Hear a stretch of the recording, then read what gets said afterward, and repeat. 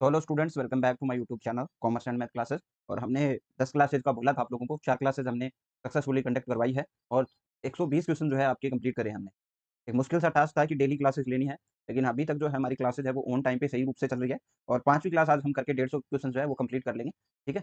और जो स्टूडेंट पूछ रहे हैं बार-बार कि 300 जो एमसीक्यू आएगी उसकी पीडीएफ कहाँ पे मिलेगी?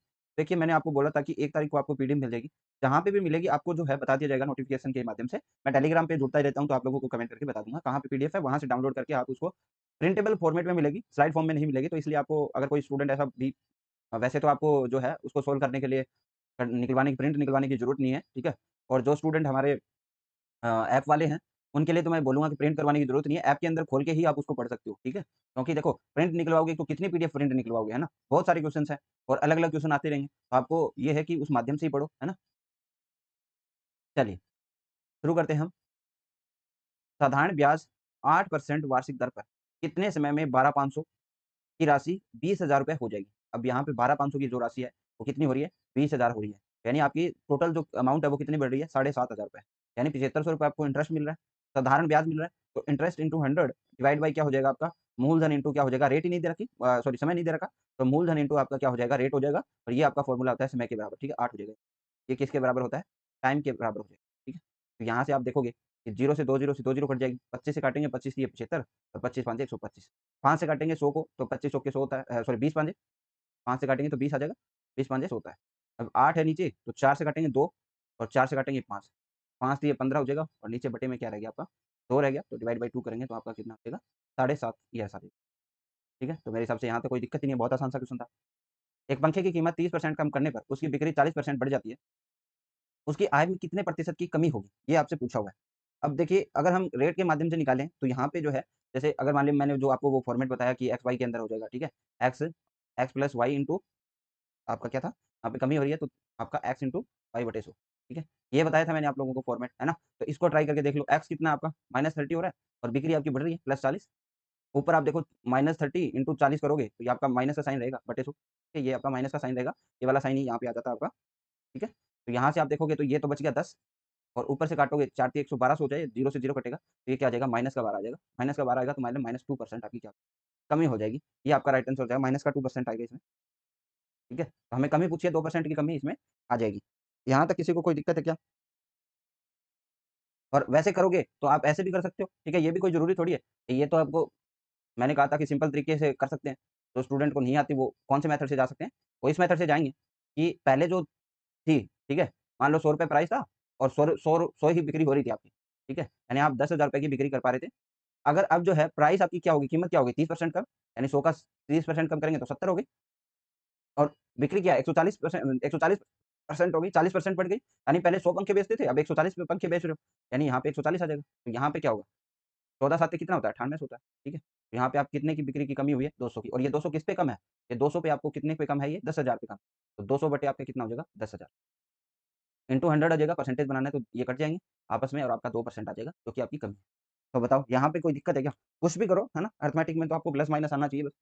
चलो, ये देखो, ये क्वेश्चन है, बार लगा हुआ है ये, यहाँ तक है ये बार।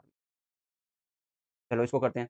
तो देखो ये 513 तो 513 ही रहेगा, माइनस ये कितना हो जाएगा 12, 12 की स्क्वायर कितनी होती है 144, ये कितना हो जाएगा माइनस का 9 और ये कितना हो जाएगा माइनस का 8, यही है और तो कुछ नहीं है। चलो, अब देखो यहाँ पे आप देखोगे तो 12, 8, 20 और 29 तो 513 माइनस आपका क्या हो जाएगा 29, अगर 29 घटाते हैं तो आपका क्या आएगा 484 और इसके ऊपर क्या है अंडर रूट, 484 कितने का अंडर रूट होता है भाई?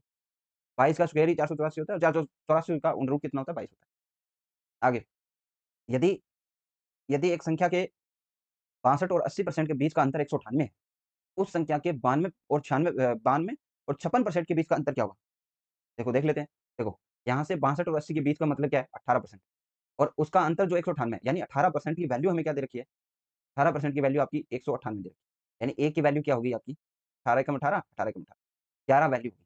जबकि हमें पूछा है कि 92 और 56 के बीच का अंतर क्या होगा? 92 और 56 में अगर आप घटा के देखोगे 6 और यहाँ से 8, 3, 36, ये 36 की वैल्यू पूछी है तो 11 से मल्टीप्लाई कर लो। 11 छीके 66, 3, 11 तिये 33, 396 ये आपका राइट आंसर हो जाएगा। ठीक है? आगे बढ़ें? चलो।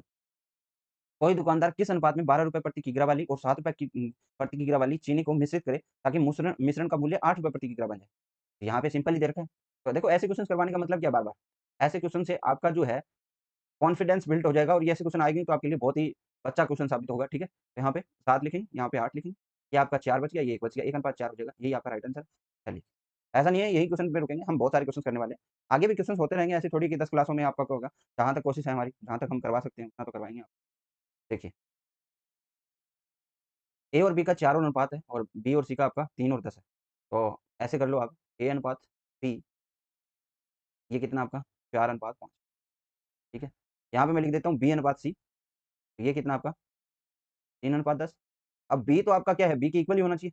हम इसको इक्वल करेंगे, इसको 3 से मल्टीप्लाई कर दो दोनों को और इसको किससे मल्टीप्लाई कर दो 5 से।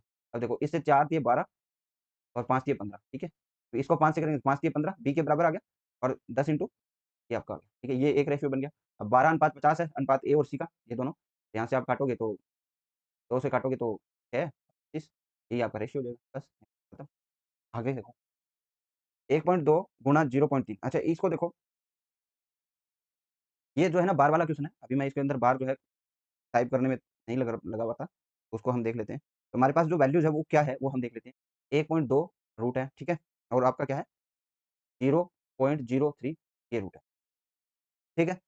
अब देखो इसका एक एक ऑथेंटिक आपका जो आपको समझ में आ जाए ऐसा कोई चीज़ है, वो तो मैं अभी बता देता हूँ आपको, ठीक है? वैसे आपको बताया हुआ है कि वैसे इसके लिए अलग से कुछ बताना पड़ेगा, क्योंकि इसमें बहुत सारी चीज़ें होती हैं, उसको कंबाइन करना पड़ता है।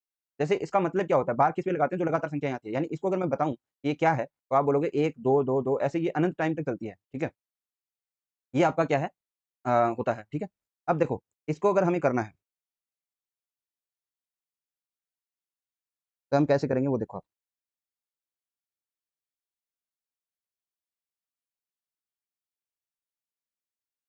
देखो, 1.2 दे रखा है और उसके ऊपर बार है, तो ये तो क्या हो जाएगा आपका 2/9 होगा, 9/1 है आपका और इसके साथ क्या आ जाएगा 2/9, 9 और 1 तो 11, 11/9 हो जाएगा ये तो। अगर हम 0.03 वाला बात करें, तो ये हमारा कितना हो जाएगा? 2 संख्याओं के बीच में है, तो ये कितना हो जाएगा भाई? 2 संख्याएँ हैं, तो 3 बट्टे क्या हो जाएगा? 2 संख्याओं के ऊपर बार है तो 99 हो जाएगा और इसको काटेंगे तो 1 बाई क्या आ जाएगा? 33 आ जाएगा। अब हमें इनको मल्टीप्लाई करना है, तो 11/9 इंटू आपका क्या हो जाएगा? 1/33, यहाँ से काटेंगे 3, ये 1 बटे क्या आ जाएगा? 27 आ जाएगा और 1/27 की वैल्यू क्या हो जाएगी? देखो 100 के अंदर 27 का डिवाइड करते हैं, 27 दूनी 54, तब पॉइंट आएगा 0 आ जाएगा और कितना आ जाएगा भाई? 27 की 81 होता है 7, ठीक है? ये आपका आएगा इसका, ये वाला आंसर होगा, इसके ऊपर बार लगेगा, ठीक है? तीनों अमाउंट के ऊपर बार लगेगा, ये ध्यान रखना। देखिए इनका जो है अलग से एक फ़ॉर्मूला होता है, उस चीज़ को करके आप कर सकते हो। अदरवाइज़ कैसे भी कर सकते हो, जिसको आता है उसके लिए तो आसान ही होता है। बाकी वैसे मुश्किल होता है, क्योंकि देखो जिसमें बार लगा होता है उसके लिए हम क्या लगाते हैं, 9 लगाते हैं अंडर के नीचे, ठीक है? जैसे 1.2 दे रखा है तो ये 2 के नीचे 9 हो जाएगा, तो 1 2 9 एकम 9 और 2 11, 11/9 आ गया इसका, ठीक है? और 0.003 दे रखा है, तो इसके नीचे हमें क्या है, आगे तो कोई वैल्यू है नहीं, लेकिन हमारे पास 2 संख्याओं के नीचे बार है, तो ये 3 और 9 9 आएगा, 2 बार 9 लगाना पड़ेगा हमें। तो इसका थोड़ा-सा जो आसान तरीका है, उसकी मैं वीडियो डाल दूँगा, ताकि यहाँ पे आपको ज़्यादा टाइम लगेगा, फिर ये कॉन्सेप्ट है कि ये आएगा तो आपको कैसे लगाना है। बाकी इसको x मान के भी कर सकते हैं, ठीक है? 10x करेंगे फिर आपका माइनस होगा और 11/9 आ जाएगा, वो भी हम कर सकते हैं। चलिए आगे देखते हैं। 6 संख्याओं में प्रथम 5 संख्याओं का योग छठी संख्या का 7 गुना है। यदि इन संख्याओं का औसत 136 है, तो छठी संख्या का मान क्या होगा? 6 संख्याओं में प्रथम 5 संख्या, मान लो कि आपके पास जो है 6 संख्याएँ कौन-कौन सी है? आप कुछ भी मान सकते हो, जैसे मैंने माना a plus b plus c plus d plus e और आपकी छठी संख्या क्या है? f है। अब देखो ये बोल रहा है कि 5 संख्याओं का योग जो है ना, ये योग कर दिया मैंने 5 संख्याओं का, वो छठी संख्या का क्या है? छठी संख्या f है, का 7 गुना है। यानी ये जो संख्याएँ हैं, इनका योग जो है 7f के बराबर है। ठीक है? ये बोला इसने। यदि इन संख्याओं का औसत किया जाए, यानी अब अगर हमें औसत करना है तो आप क्या बोलोगे? a plus b plus c plus d plus e plus f, यही करोगे? इनका हम क्या कर रहे हैं? औसत कर रहे हैं, 6 बटे तो आपका कितना आता है 136 आता है। अब देखो यहाँ से लेकर ए, बी प्लस सी, डी, ई तक तो हमने क्या मान रखा है कि इसका जो मूल्य होता है वो किसके बराबर है? 7f के बराबर है। तो 7f और एक ये f 8f हो गया, यानी 8f बटे 6 हो गया और ये 136 है। इधर जाएगा ये 6 तो गुणा में हो जाएगा। अब यहाँ से 8 से काटेंगे तो 8 एकम 8, 5 8 7 56, 17 छक्के क्या हो जाएगा 102, यही आपका राइट आंसर है। ठीक है? ये एक सिंपल तरीका है जो आप कैलकुलेशन के माध्यम से कर सकते हो। जैसे बोल रहा है वैसे आप बोलो, ठीक है? अदरवाइज़ इसको वैसे भी कर सकते हो, इस जो प्रथम 5 संख्याओं का योग जो है, प्रथम 5 संख्याओं का योग वो क्या है? प्रथम 5 संख्याओं का योग x मान लो और जो छठी संख्या का क्या है 7 गुना है। ठीक है? मान लो छठी संख्या आपकी क्या है? x है, तो बाकी सब संख्याओं का योग क्या हो जाएगा? 7x और इन सब का टोटल कितना हो जाएगा? 8x, ठीक है? तो 8x बटे 6 करोगे, बराबर क्या आ जाएगा? 136, वही आपका, यहाँ से आप काटोगे तो ये 4 और 3, इधर जाएगा x बराबर 136 इंटू 3/4, यहाँ से भी आपका 102, कैसे भी करो कैलकुलेशन से चलिए। कोई धन 2 वर्ष में 10,000 रुपए हो जाता है यदि ब्याज दर 12% वार्षिक दर हो और ब्याज अर्धवार्षिक दे हो तो मूलधन ज्ञात कीजिए। देखो, अगर 2 वर्ष है और अर्धवार्षिक कर रहे हैं तो आपको बताया हुआ है रेट तो क्या हो जाती है आपकी, रेट क्या हो जाती है भाई आधी, आधी का मतलब 12 का आधा क्या हो जाएगा 6% और टाइम क्या होता है दोगुना, टाइम आपका क्या हो जाएगा दोगुना, यानी आपके पास 2 इयर्स थे, तो अब ये 4 हाफ ईयर्स हो जाएँगे, ठीक है? 4 हाफ ईयर्स, ठीक है? तो टाइम क्या हो गया दुगुना एंड रेट क्या होगी आधी। अब इसको हमें निकालना है, ₹10,000 है, 12% 6% रेट है, ठीक है? चलिए, आप वैसे कैसे भी निकाल सकते हो इसको, ठीक है? मैं जो वो फ़ॉर्मूला है उस हिसाब से भी निकाल सकते हो, जैसे 10,000 सॉरी 10,000 तो बन रही है ना, 10,000 हमारे पास मूलधन नहीं है, 10,000 बन रही है। तो आप क्या करोगे कि एक्स की वैल्यू थी और इसने हमें पहले साल 106% करा हमने, ठीक है? दूसरी साल करा, तीसरी साल करा एंड 4th ईयर किया, तो आपके पास कितना आया मूल्य? ठीक है? आपके पास आ गया ₹10,000 ठीक है? अभी इसको सोल्व करने चाहें तो हम कैसे करेंगे? देखो इनको पहले तो सॉर्ट कर लो, ये 53 और ये 50 ऐसे ही आप सबके कट जाएँगे 53 जितनी संख्याएँ आप काट सकते हो ना उतनी काटना ही सही रहता है, ठीक है? 50 और ये 53 अब जो है एक्स को इधर रखेंगे और बाकी संख्याएँ इधर भेज देंगे, तो 10,000 इंटू में क्या चला जाएगा आपका 53, 53 और 53 और 53 ठीक है? तो ये थोड़ा-सा टिपिकल क्वेश्चन है, सॉरी ऊपर नहीं, ऊपर तो आपका 50 आएगा सॉरी, गलती हो गई थोड़ी, यहाँ पे 53-53 ठीक है? अब इसको सोल्व कर लो, आपका जो आंसर आएगा वो क्या आएगा ₹7920 आएगा, ठीक है? तो ऐसे कैलकुलेशन वाले आपको टिपिकल कैलकुलेशन नहीं देगा वहाँ पे, बहुत ही सिंपल देगा। आगे देखिए, ट्रक की औसत चाल एक ट्रक 200 किलोमीटर प्रति आवर, 300 किलोमीटर प्रति आवर, 400 किलोमीटर प्रति आवर की चाल से 100 किलोमीटर की तून 3 समान दूरियाँ तय करता है, ठीक है? यानी इसने दूरी कितनी तय करी आपकी 300 किलोमीटर।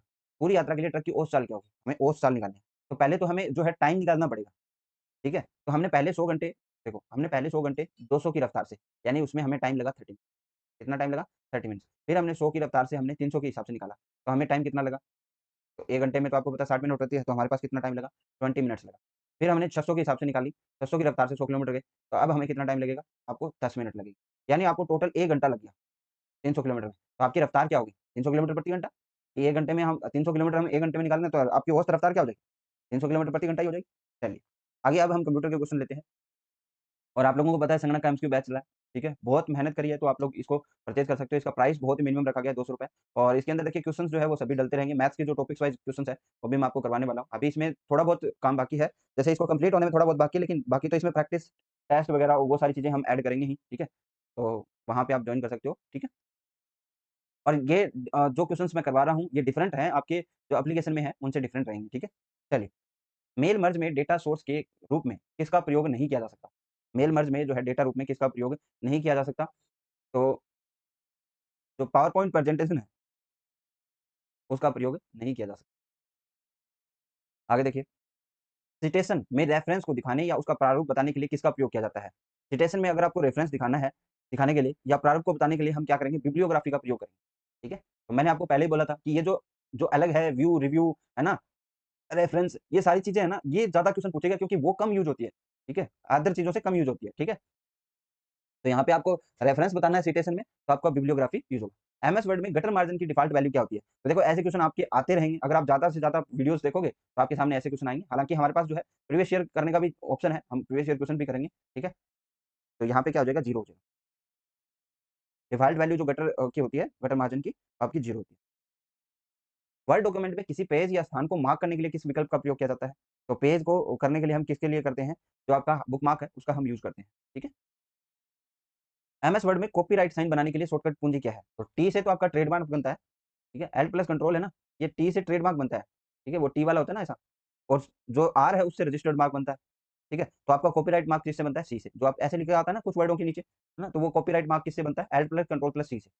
चलिए, क्लिपबोर्ड में अधिकतम कितने ऑब्जेक्टिव हम सेव रख सकते हैं? बढ़िया क्वेश्चन है। कितने अगर यूज़र द्वारा कट कॉपी पेस्ट किया गया मैटर है, वो पेस्ट करने के लिए हम क्लिपबोर्ड में छोड़ते हैं ना, वो कितने ऑब्जेक्टिव उसमें सेव रह सकते हैं? वो आपके 24 रह सकते हैं। चलिए नेक्स्ट क्वेश्चन, एक से ज़्यादा चयनित सेलों को एक सेल में बदलने के लिए किस विकल्प का प्रयोग किया जाता है?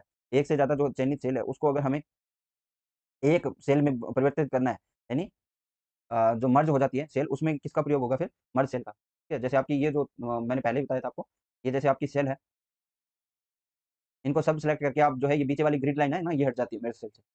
एमएस एक्सेल में टेक्स्ट के कितने ओरिएंटेशन होते हैं? एमएस एक्सेल में टेक्स्ट के कितने ओरिएंटेशन होते हैं? तो अगर हम बात करें इसके अंदर ओरिएंटेशन की, तो आपके 2 5 हो जाएँगे, 5 टेक्स्ट ओरिएंटेशन होते हैं। अब वो कौन-कौन से हैं वो आपको पता होने चाहिए। एक तो एंगल काउंटर क्लॉकवाइज़ होता है, एंगल क्लॉकवाइज़ होता है, वर्टिकल टेक्स्ट होता है और रोटेट टेक्स्ट अप होता है और रोटेट टेक्स्ट डाउन होता है। ठीक है? इसका आप ध्यान रखोगे। Angle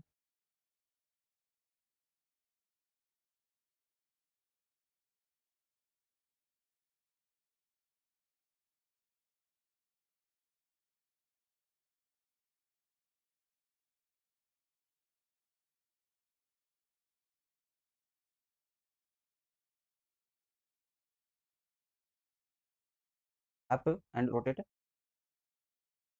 text down. चलिए आगे बढ़ते हैं। एमएस एक्सेल में पूर्व निर्धारित सेल फॉर्मेट होता है, तो वो क्या होता है? जनरल होता है, ठीक है?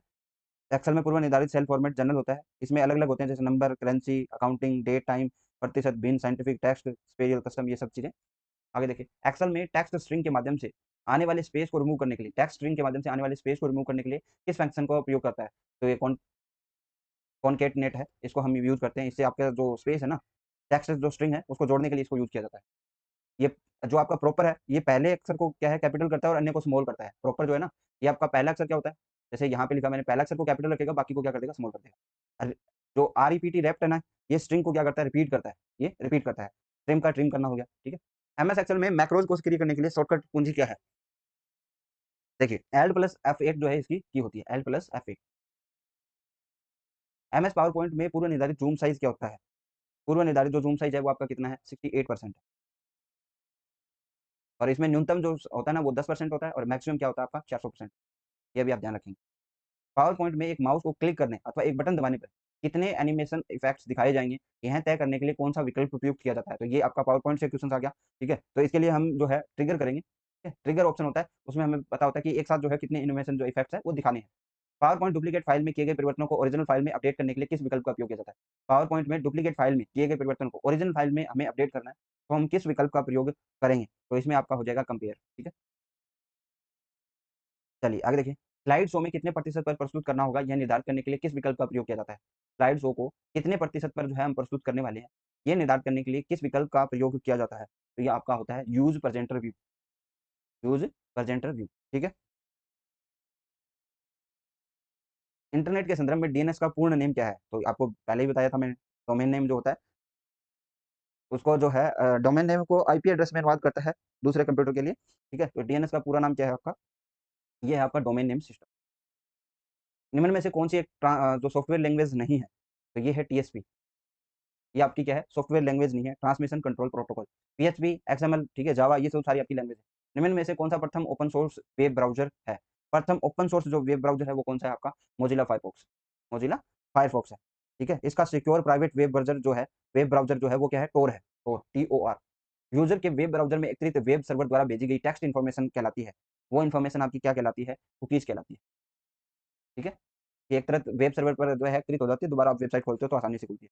नेक्स्ट देखिए, ऐसा सॉफ्टवेयर जो किसी भी कंप्यूटर हार्डवेयर या ऑपरेटिंग सिस्टम के साथ काम काम कर सकता है, वो क्या कहलाता है? वो कहलाता है क्रॉस प्लेटफ़ॉर्म, ठीक है? ऐसा सॉफ्टवेयर जो कंप्यूटर हार्डवेयर या ऑपरेटिंग सिस्टम के साथ काम कर सकता है, वो क्रॉस प्लेटफ़ॉर्म कहलाता है। ये आपके 150 क्वेश्चन्स हमने कंप्लीट कर लिए हैं और आई होप आप लोग जो है इसका रिवीजन भी अच्छे से करोगे, आगे आपको जब पीडीएफ मिलेगी। एक बार में देखो कंप्यूटर के जो 200 क्वेश्चन होंगे, उनको 3-4 बार पढ़ लेना। अर्ली मॉर्निंग सुबह पढ़ना, शाम को पढ़ना, फिर ये 3-4 दिन में खत्म हो जाएगी, फिर नए क्वेश्चन्स, नई चीज़ें, ठीक है? आज के लिए बस इतना ही, थैंक यू। और एक बात और बोलना चाहूँगा कि लाइक्स की संख्या बढ़ाओ यार।